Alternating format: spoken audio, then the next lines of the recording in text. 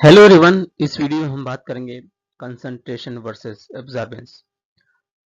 Spectrophotometer में जब हम एब्जॉर्बेंस लेते हैं तो उस एब्जॉर्बेंस के बेसिस पे हम कंसंट्रेशन कैसे निकालते हैं, जो कि बीयर्स लॉ पे काम करता है। उसका फार्मूला होता है A is equal to epsilon L C, जिसको हम लिख सकते हैं Y is equal to m x plus b जो है इंटरसेप्ट है। तो हम स्टार्ट करते हैं वीडियो को।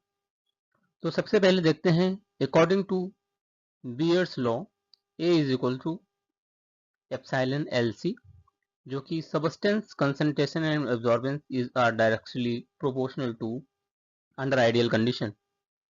जो सबस्टेंस होता है कंसंट्रेशन, सबस्टेंस का कंसंट्रेशन होता है और एब्जॉर्बेंस होता है, वो डायरेक्टली प्रोपोर्शनल टू होता है आइडियल कंडीशन के। Higher concentration solutions absorb more light. अगर सोल्यूशन का कंसंट्रेशन अगर ज़्यादा है तो जाहिर सी बात है कि वो लाइट को ज़्यादा से ज़्यादा एब्जॉर्ब करेगा। In comparison the lower concentration solution absorb less light, और अगर कंसंट्रेशन कम है तो वो लाइट को कम एब्जॉर्ब करेगा। Beer's law allows you to determine the unknown phosphate concentration या any other elemental concentration, determine the absorbance because the concentration or absorbance are proportionate। तो बियर्स लॉ बताता है अगर किसी भी एलिमेंट का कंसंट्रेशन एब्जॉर्बेंस के बाद उसका कंसंट्रेशन बताता है, जो कि उसके एब्जॉर्बेंस के प्रोपोर्शनेट होता है।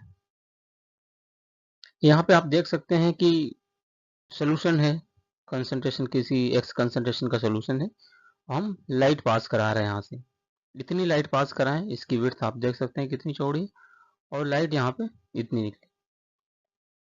एब्जॉर्बेंस यहाँ पे लाइट का एब्जॉर्प्शन हो गया है, जो यहाँ पे इमाइग्रेंट बीम विद लोअर इंटेंसिटी, इसकी इंटेंसिटी भी कम हो जाती है, और कुछ लाइट जो होती है स्कैटर्ड हो जाती है, जो यहाँ पे आप देख सकते हैं, और कुछ रिफ्लेक्ट होती हैं। Reflection and the interference losses भी होते हैं उस लाइट में, तो ये यहाँ पे दर्शाया गया है।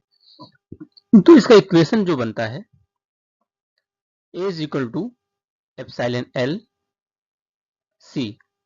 ए क्या है? अमाउंट ऑफ लाइट जो हम प्रोवाइड करा रहे हैं, जो आपने अभी देखा। The sample absorb at the specific wavelength, और हर एक केमिकल जो होता है, हर एक एलिमेंट होता है, उसकी एक स्पेसिफिक वेवलेंथ होती है। जैसे सल्फर डाइऑक्साइड की हो 560 नैनोमीटर एब्जॉर्ब करता है, नाइट्रोजन डाइऑक्साइड है 540 नैनोमीटर एब्जॉर्ब करता है। इसी तरीके से सबकी एक अलग वेवलेंथ होती है, स्पेसिफिक वेवलेंथ होती है, जिसपे वो एब्जॉर्ब करता है। यहीं पे एप्सिलॉन जो है एक्सटिंक्शन कोफिशिएंट है एट मोलर लेवल पे। एल क्या है? Length of the time that travel through the solution, कितने टाइम सोल्यूशन को वो ट्रेवल कर रही है, ये एल बताता है, उसकी लेंथ कितनी है। And the concentration of the absorption species is denoted by C. जो कंसंट्रेशन है क्या है? सी से हम कंसंट्रेशन को डिनोट करते हैं। अगर हम इसको प्रैक्टिकली सिंप्लीफाई करें तो इज इक्वल टू होता है एम इंटू सी। एम क्या है? स्लोप, जो कि कैलिब्रेशन कर्व के थ्रू बनाते हैं हम, और सी क्या है? कंसंट्रेशन है। इसको हम आगे समझेंगे डिटेल में। अब देखिए बियर्स लॉ को यूज कैसे करते हैं कंसंट्रेशन को निकालने के लिए। While many current device calculates Beer's law by comparing the blank cuvettes to sample, कुछ ऐसे भी होते हैं जैसे हमने ब्लैंक का ले लिया एब्जॉर्बेंस, ब्लैंक के कंपेयर में हमारा जो पर्टिकुलर सोल्यूशन है उसमें कितनी एब्जॉर्बेंस है, उसी हिसाब से हम कैलकुलेट कर लेते हैं। It's simple to create the graph using the standard solution. तो इसके बाद हम स्टैंडर्ड सोल्यूशन का ग्राफ बनाते हैं। जैसे मान लें एक 5 सल्फेट की ही बात करें, मैंने 2 मिलीग्राम पर लीटर का सोल्यूशन लिया, 4 का लिया, 6 का लिया, 8 का लिया, 10 का, 5 अलग अलग कंसंट्रेशन का सोल्यूशन मैंने ले लिया, 2, 4, 6, 8, 10। फिर उसको हम क्या करते हैं, वो हम स्पेसिमेन कंसंट्रेशन होता है जिसको हम डाइल्यूट करके बनाते हैं हम ओरिजिनल कंसंट्रेशन से। Further dilute the solution the graphic the approach assumption straight line relationship the absorbance and concentration. फिर हमें एक लाइन क्रिएट होती है। जैसे मान लीजिए हमने कंसंट्रेशन 5 कंसंट्रेशन जो हमारा नॉन कंसंट्रेशन है उस पर मैंने एब्जॉर्बेंस चेक करी और हमको मिली 0.1 कंसंट्रेशन की लाइन मिली हमें। अगर हम 10 लगा रहे हैं तो 0.2 मिल रही है, 2 के इर्द गिर्द मिल रही है, मतलब थोड़ा बहुत कम ज़्यादा होता है, जो मैंने बताया था कि जो कि रिफ्लेक्शन की वजह से होता है और कुछ स्कैटरिंग की वजह से होती है। तो यहाँ पे लगाया है तो 0.2 मिली। इसी तरीके से अगर हम 15 मिलीग्राम पर लीटर लगाते हैं 0.3 की इर्द गिर्द मिलेगी। और जब हम एक ग्राफ क्रिएट करते हैं, एक तरफ कंसंट्रेशन रखते हैं, दूसरी तरफ एब्जॉर्बेंस रखते हैं, कंसंट्रेशन के साथ क्या होता है, एब्जॉर्बेंस बढ़ती जाती है। जैसे मैंने कैसे कंसंट्रेशन हम बढ़ा रहे हैं तो एब्जॉर्बेंस एक सीधी लाइन क्रिएट होती है। कोई सैंपल यहाँ पे आया, कोई यहाँ पे आया, कोई यहाँ पे आया, तो इस लाइन के आसपास जो सैंपल हैं अगर, तो फिर हम आर की वैल्यू लें, कोरिलेशन कोएफिशिएंट जो होता है आर की वैल्यू निकालते हैं, वो +9 के आसपास होती है, 1 से कम होती है, 1 के आसपास होती है। जैसे 99 बेस्ट कोरिलेशन, पॉजिटिव कोरिलेशन दर्शाता है। तो इस तरीके से हम कैलकुलेट करते हैं कंसंट्रेशन को। अब कैलिब्रेशन कर्व क्या है, जैसे हमने अभी बताया आपको, एक्स एक्सिस पे कंसंट्रेशन रख दिया, तो वाई एक्सिस पे एब्जॉर्बेंस रख दिया, तो हम इसका एक्स और वाई एक लाइनियर ग्राफ ऐसे क्रिएट कर लिया। जो भी हमारे ये एक्स एक्सिस हो गई, ये वाई एक्सिस हो गई, फिर हम स्ट्रेट लाइन आ जाती है तो वाई बराबर एम एक्स प्लस बी, जो भी हम बता रहे थे कि डिटेल में डिस्कस करेंगे। y क्या है, एब्जॉर्बेंस है यहाँ पे, और x क्या है, कंसंट्रेशन है, m क्या है, स्लोप है, और b क्या है, इंटरसेप्ट है। तो b जो इंटरसेप्ट आइडियल कंडीशन में इसकी वैल्यू 0 होती है, तो बस हम y बराबर mx रखते हैं। कुछ फैक्टर्स हैं जो कि इन्फ्लुएंस करते हैं एब्जॉर्बेंस को, जिसको हमको देखना बहुत ज़रूरी है। जैसे हो गया concentration of the samples is one factor affect the absorbance as the concentration rise. अगर कंसंट्रेशन हम बहुत ज़्यादा बढ़ा देते हैं, more radiate the should be absorbed by increasing the absorbance. As a result the concentration and absorbance are directly proportional. जैसा कि concentration और एब्जॉर्बेंस दोनों डायरेक्टली प्रोपोर्शनल टू होते हैं, लेकिन अगर हम कंसंट्रेशन एक लिमिट में बढ़ा रहे हैं, 2 4 6 बढ़ा रहे हैं, लेकिन अचानक से हमने 100 कर दिया, तो वहाँ पे बहुत डिस्टर्बेंस आ जाता है हमारे कैलिब्रेशन कर्वों में। और फिर दूसरा है concentration the length of the path b, जो पथ लेंथ है बी है। सेकेंड कंसिडरेशन है the longer the path length and more molecule of the path is radiated beam and thus absorbance increase at the result the length of the path is proportional to concentration. जो हमारी पथ length है, qubit की चौड़ाई है, जो उस पे जितना कंसंट्रेशन है वो डिपेंड करता है कि वो एक अफेक्ट करता है उसकी एब्जॉर्बेंस में, उसके कंसंट्रेशन को अफेक्ट करता है। तीसरा है मोलर एब्जॉर्बिविटी, जो कि डिनोट करते हैं एप्सिलॉन से। ये थर्ड फैक्टर है when concentration is express as mole per litre, जब हम कंसंट्रेशन को मोल पर लीटर में एक्सप्रेस करते हैं। And root length is expressed in the centimetre, जो हमारी लेंथ थी अभी मैंने सेकंड फैक्टर डिस्कस किया, वो सेंटीमीटर में डिनोट करते हैं। This molar commonly referred as the extinction coefficient is the some factor of study. We may subtract the Beers-Lambert's law commonly referred to Beers law.